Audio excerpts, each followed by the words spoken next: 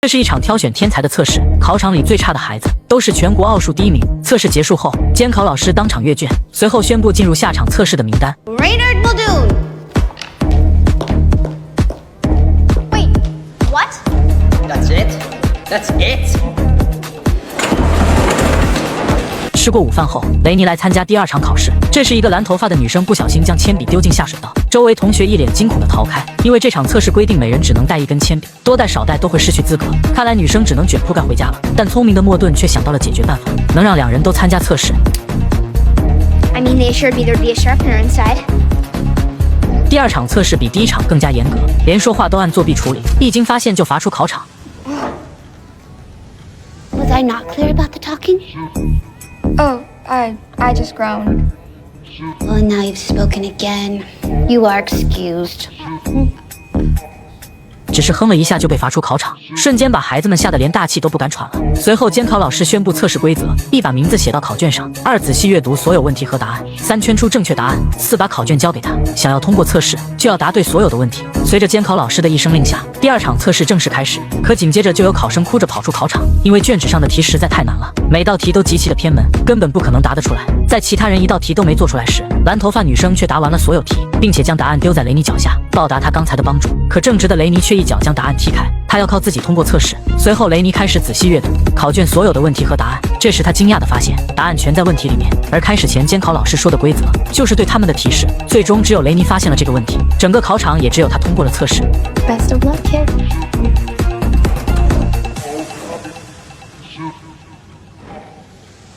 不久，一个黑人男孩推门进来，他是另一个考场的通过者。2人交流后，惊讶发现进考场前他们都遇到了那个蓝头发女孩，并且都选择帮助了她，随后都收到了她的答案。看来这也是测试的一部分。这时突然跑进来一个女孩，吓得小黑从桌子上跌落下来。这个活泼的女孩名叫凯特，同样也是测试的通过者。不久后又进来2人，至此通过测试的5人集合完毕。他们将进行第3场测试，这是一场特殊的测试，穿过这个房间，但不能踩到正方形黑白砖。女孩只是稍微观察了一下，就自信地说出了答案。 No.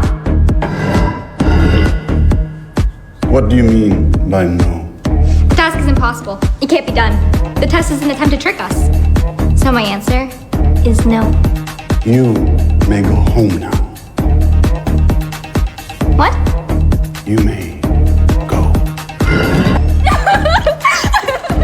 剩下的4人各显神通，都找到了通过测试的方法。凯特掏出绳子，甩出套在对面的门把手上，然后悬空走到对面。大壮则依靠身体素质通过，简单粗暴地蹦到了对面。小黑的方法则很简单，既然不让走，我就拄着过去。可令人没想到的是，雷尼竟直接走了过去。原来根据他的观察，地砖的长度都大于宽度，所以它们不是正方形，而是长方形。而规则说的是不能踩到正方形黑白砖，所以怎么走都没事。通过测试的4人被大胡子带到一栋别墅面前，他们将在这里进行最后的测试。 Hello, children.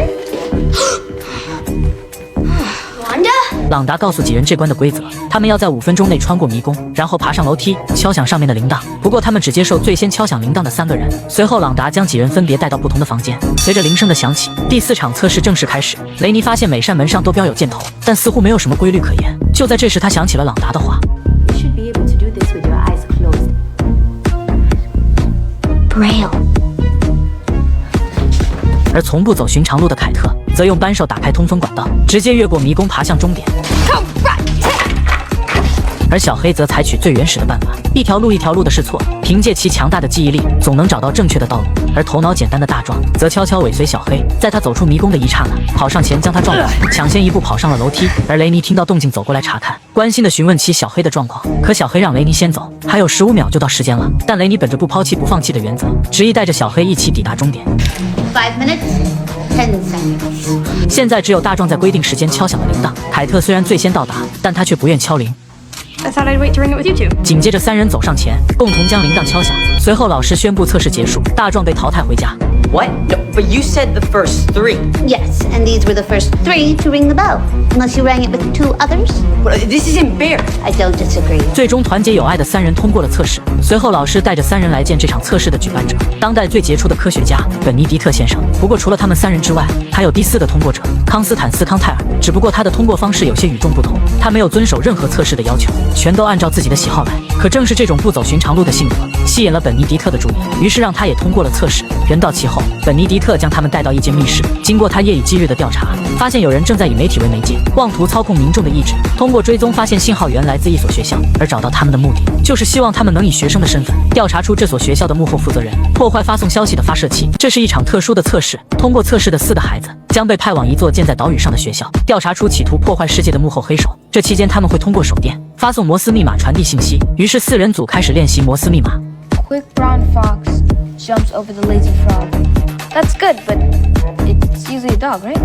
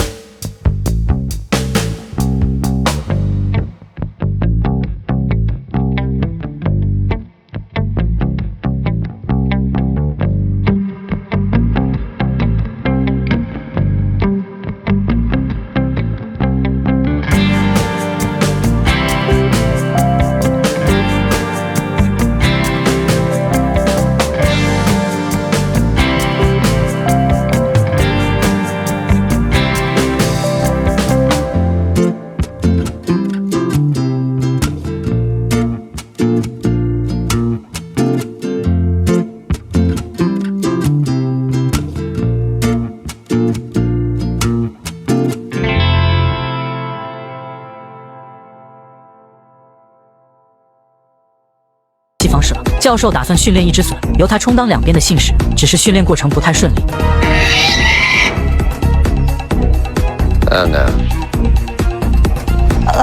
与此同时，学长找到雷尼和小黑，他们有信使任务。路上，他们被要求戴上护目镜，顿时眼睛就什么都看不到了。等摘下护目镜时，他们已经来到一个纯白色的房间。校长告诉两人，这里叫做低语者，是他最珍贵的发明。随后让两人轮流坐在椅子上，戴上一个银色头盔，紧接着耳边就会传来一个女人的声音，和他们进行交流。What do you fear the most? Not being understood. I can't help but think there's more. Not being wanted. Not being wanted at all. Thank you for that. You are wanted. You are home. 与此同时，凯特和康斯坦斯按照教授的提示来到雕像前，他们要破解教授的暗语。凯特和康斯坦斯来到雕像旁，准备解开教授的暗语，可马蒂娜突然出现，强行将凯特带走去练绳球。无奈下，康斯坦斯只能独自行动。这时，和对岸的钟声响起，向着钟声的方向前进。康斯坦斯来到岸边，在这里看到了一个巨大的石头，一番寻找下，很快就让他找到了打开石头的机关。可他踩下后，石头却没有任何反应。晚上，康斯坦斯带着凯特来到这里，凯特觉得暗语里的新闻就是打开机关的方法。这时他灵机一动，北东西南的英文首字母拼在一起不就是新闻吗？按照顺序踩下后，石头成功被他们打开。随后两人走进密室，无意中偷听到校长和手下的谈话。校长提到了农场和森林，还有明天要进行某项实验，看来留给他们的时间已经不多了。晚上，凯特和康斯坦斯找到雷尼，两人商量。雷尼觉得农场和森林应该代表着某种东西，教授有可能知道是什么，但他们现在没有联系方式。时间很快来到第二天，凯特不想再等下去了，他打算今晚突击密室，将里面的科学家都控制住。可雷尼觉得这计划太冒险了，现在还是先把农场和森林弄清楚，然后再找机会摧毁低语者。这时小黑提出，可不可以不要摧毁低语者？低语者本身并不邪恶，邪恶的是背后操控的人。看来经过上次的接触，小黑对低语者有了新的看法。这时学长突然出现，有信使任务让小黑去执行。随后，小黑被学长带到低语者这里。校长告诉小黑，你和低语者的匹配指数简直惊人，各种指标都创造了学校的记录。校长的夸赞让小黑第一次感受到被人认可。随后，小黑戴上头盔，按照校长的指示默念一段话，紧接着这段话就传到小镇居民的脑中，他们开始不受控制的抢购一款蓝色贝雷帽。与此同时，雷尼三人也开始分头行动。雷尼找到校长的养子小帅，从他那里得知这座岛上有片非常漂亮的森林，不过父亲不允许他随便去。在雷尼的再三恳求下，小帅偷偷带着他来到那片森林。雷尼用望远镜观察，发现树林里隐藏着上百根天线。小帅说，父亲曾告诉过他，当天线被启动时，要离这里远远的，因为它们能让人患上肿瘤。When is it going to be turned on? Tomorrow. 22 hours from now. 另一边，凯特借着练绳球的名义接近马蒂娜，从他那里得知管理层级别的信使要打扫服务器的机房，他们将那里称作农场。这时凯特注意到马蒂娜胸前的吊牌，那就是进入管理层区域的钥匙。随后凯特找准机会，偷偷将吊牌孔洞的位置点在手掌上，接着伪造了一把钥匙。晚上几人在宿舍集合，可却迟迟不见康斯坦斯的身影。这时他从天花板上跳了下来，头上还戴着一顶蓝色的贝雷帽。原来他白天坐船偷偷回到了小镇，发现小镇居民都在疯狂抢购这款帽子，这可能就是校长口中的实验，测试机器对人的控制程度。下一步可能就是控制全世界所有人。时间紧迫，众人就要去破坏机器。可小黑却提出了不同的意见，如果低语者真的那么强大，那么也可以向人类传播积极的想法，不用非要将它毁灭。 You're not thinking straight. You're not yourself. I'm more myself than I ever have been. I'm finally happy. Thank you, Colt. Shut up. I'm sick of you. Sticky. I've never heard you talk to anyone like that. She doesn't believe in anything. I pity you. We don't have time for this, Rainy. Leave him behind. No, no one gets left behind, especially when they're not thinking straight. Oh, I'm not thinking straight. I'm the only one here who is thinking. Fine. You want to hash things out? Go ahead. I've got work to do. Hey! Wait, you can't do it alone! 这个小女孩攀爬在悬崖边，随时都有生命危险。为了摆脱危机，她奋力地向上爬去，结果就在几小时前，凯特孤身一人闯进秘密实验室，依靠灵活的身法，成功来到存放服务器的房间，随后拿出复制的门卡，成功通过了识别。可这时学长过来打扫卫生，凯特无奈只能先躲到一旁的通风管道。听到声音的学长过来查看，以为又是进来老鼠了。就在凯特以为摆脱危险时，不小心发出了声音 No, I'm a rat. Intruder. Intruder! 凯特拼命地向前爬去，最后从出口爬了出来。可往前走是万丈悬崖，两边还有围追堵截的追兵。无奈下，凯特只能趴伏在崖壁，暂时躲过了追兵。可就在他要爬上去时，一脚踩空跌落悬崖。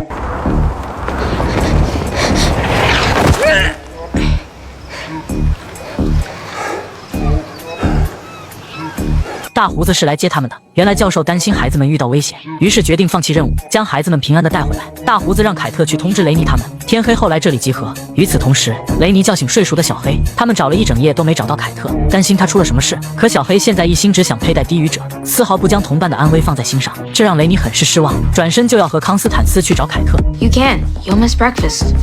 We don't care about breakfast. They'll notice.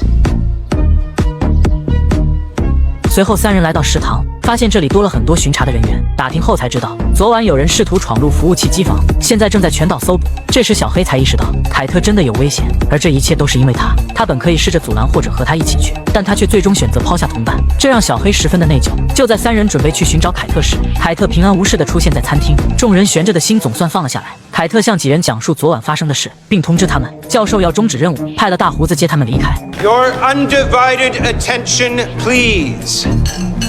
Will the following student please come with me? Reynard Muldoon. 原来校长怀疑昨晚试图闯入机房的人是雷尼，可雷尼打死不承认，一直坚称自己昨晚在宿舍睡觉。这时安保队长走了进来，他们知道了闯入者的确切身份，不是凯特，也不是雷尼，是校花马蒂娜。因为机房有马蒂娜门卡的使用记录，马蒂娜就这样成了背锅侠。凯特得知很是内疚，于是偷偷找到马蒂娜，准备晚上带着她一起离开。马蒂娜由衷的感谢凯特，她将凯特当成自己唯一的朋友。可马蒂娜不甘心就这样离开，她要抓到那个陷害她的凶手，于是偷偷来到嫌犯消失的地点。一番寻找下，在崖边找到了他送给凯特的小绳球。与此同时，沃底斯人组准备按照计划撤离，可雷尼却要留下来，他要阻止校长的邪恶计划。其他三人也一样，他们也不甘心就这样离开。就这样，曾经险些分崩离析的四人组再次向着同一个目标前进。这时，屋顶突然传来响动。I figured this might happen. You all want to stay. Would you mind helping me down, please? I'm stuck. Dr. Curtis! Tina. I'm innocent. What? What is that? 与此同时，雷尼几人正在制定突袭高塔的计划。先由小黑拖住低语者，然后凯特去寻找盐酸，用它来腐蚀机器。至于校长，则交给雷尼对付。既然校长和教授是双胞胎，那么大概率他也和教授一样患有发作性睡病。只要想办法让他大笑，他就会睡过去。随后几人开始分头行动，凯特和康斯坦斯去找盐酸，结果半路就被安保人员拦住，凯特被控制住，康斯坦斯则趁乱逃走。随后凯特被带来和马蒂娜对峙，他原本就对马蒂娜心怀愧疚，于是不等校长询问，凯特就主动承认是他做的，是他复制门卡闯机房，和马蒂娜没有丝毫关系。随后校长恢复了马蒂娜的职务，而凯特则要被带去清空大脑。就在这危急时刻，康斯坦斯从通风管道跳了下来。 I'm thinking the Mysterious Constant Society with Kate. I'll consider it.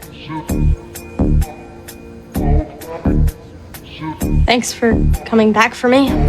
You are a quality person. 另一边，小黑被带到低语者这里，虽然他已经醒悟过来，但还得装作被控制的样子，按照校长的要求复述低语者的话。随后声音通过森林里的天线传播到小镇所有人的大脑里，只不过小黑的内心产生了抗拒，他说的话不再有效果。校长感觉出不对劲，让助手去找替补信使。与此同时，凯特和康斯坦斯来到高塔下，通过钩索向上攀爬。这时守卫发现了他们，无奈下，凯特只能先将康斯坦斯送上去，自己独自留下来对付守卫。此时赶过来的守卫越来越多，他们将凯特团团包围。幸好大胡子及时出现，将凯特保护在身后。但双拳难敌四手恶虎，架不住狼多。就在这孤立无援的时刻，马蒂娜带领绳球队的队员赶来支援凯特。 He's my friend. My best friend. A person who believes in honor. These are the best of the best. And they do what I say. Yeah! Here for you, Martina. 大胡子趁乱将凯特送上高塔。此时在高塔上，雷尼三人正在跟校长对峙。雷尼对校长讲述笑话，成功将校长逗得大笑。可等了许久，校长也没睡过去。原来校长确实有睡病，但他的发病原因和他兄弟不一样。无奈下，雷尼只能使用嘴遁，试图感化校长，说他内心是个善良的人，做这一切不过是一时误入歧途。这些话成功激起了校长的怒火。You are a child. You have no idea what I've been through. You don't know me. You don't see me. I am not some weak, vulnerable, damaged person in need of self-healing. 原来校长的发病原因是愤怒。这时凯特也赶了上来，但他没能拿到盐酸，无法破坏机器。而校长也随时都会醒过来。这时康斯坦斯想到了办法，他戴上头盔，要用自己强大的内心摧毁低语者的意志。 Got it? Oh. Have you ever wanted to be a part of something?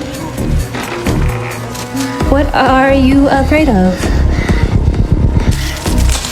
No need for hostility. Is she okay? Disagreeable. Yes!